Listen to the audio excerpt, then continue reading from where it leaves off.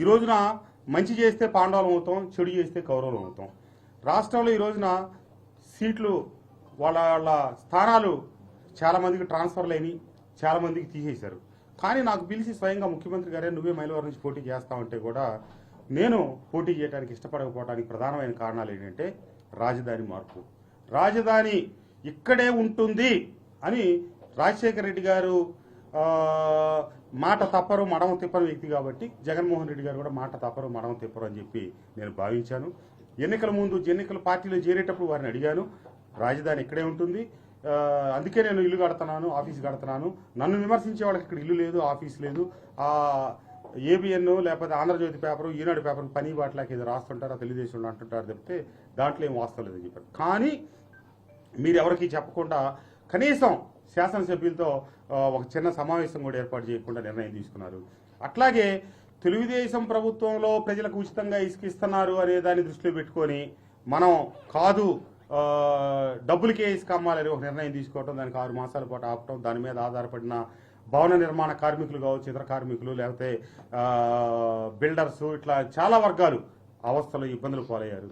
అట్లాగే మద్యం పాలసీలో కూడా ఎన్నో లోటుపాట్లు ఉన్నాయి. ఇవన్నీ మనం పేదలకు పట్టాలు ఇచ్చాం, ఆ పట్టాలు ఇచ్చిన భూములు మెరక చేస్తే ఈ రోజు వరకు వాటికి బిల్లులు రాలేదు.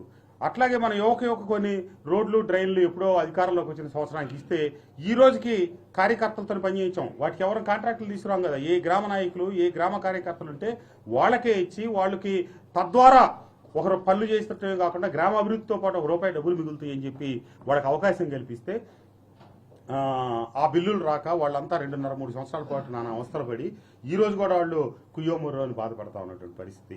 మరి ఈ పరిస్థితుల్లో మనం మాట తప్పాము, మడమ తిప్పాము. మరి ప్రజల దగ్గరికి వెళ్ళి ప్రజలు మనం ఈ సంక్షేమ పథకాలు ఇస్తున్నామని చెప్తే ఎవరు అడిగారు మిమ్మల్ని ఈ సంక్షేమ పథకాలు? మీరు ఇస్తున్నారు కాబట్టి మేము తీసుకుంటున్నాం. మా ఇంటి ముందు రోడ్డు కావాలి, మా ఇంటి ముందు డ్రైన్ కావాలి. ఇటీవలే నేను నా చివరి కార్యక్రమం మూలపాడులో చేస్తే ఎక్కడైతే ఆ త్రిలోచనాపురంలో ఉన్నటువంటి ఆ కాలనీలో ఉన్న రోడ్లు మొత్తం నేను శాసనసభ్యుడిని అయ్యాక ఇస్తాం. ఆ బస్తీకి సంబంధించిన రోడ్లు మొత్తం 12 రోడ్లు 13 రోడ్లు మొత్తం నేను శాసనసభ్యుడిని అయ్యాక ఇస్తాం. కానీ వాళ్ళు మాకు డ్రైన్లు ఎందుకు నిర్మించడం అని చెప్పి అడుగుతూ వచ్చారు. ఇట్లా ఒకటి చేసినా ప్రజలు సంక్షేమం కోరుకుంటా ఉన్నారు, అభివృద్ధి కోరుకుంటున్నారు. ఈ రెండింటి మధ్య సమతూకం సాధించాల్సింది రాజకీయ నాయకత్వం తప్పితే ప్రజలు కాదు, ఈ శాసనసభ్యులేం కాదు. మీరు ఒకే కంటితో ముందుకు సాగుతామంటే మరి ప్రజల దగ్గర మేము రోజువారీగా ఇబ్బంది పడాల్సిన పరిస్థితి వస్తూ ఉంది.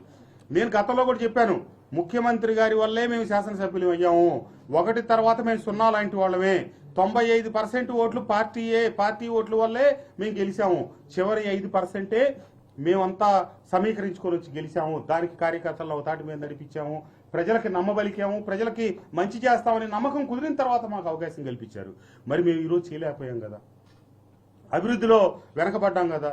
కొండూరు నుంచి గంగినేనికి రోడ్డు ఆ కాంట్రాక్టర్ని కాళ్ళ ఏళ్లబడి బతిలాడి తీసుకొచ్చి ఇది చేపిస్తే అతను ఈరోజు ₹9 కోట్ల విలువైన వరకు ₹33 కోట్ల పనికి కానీ చేస్తే మనం ₹1 బిల్లు లేకపోయాం. ఎన్నిసార్లు తిరిగినా దాని మీద నేను ఫలితం తీసుకురాలేకపోయాను.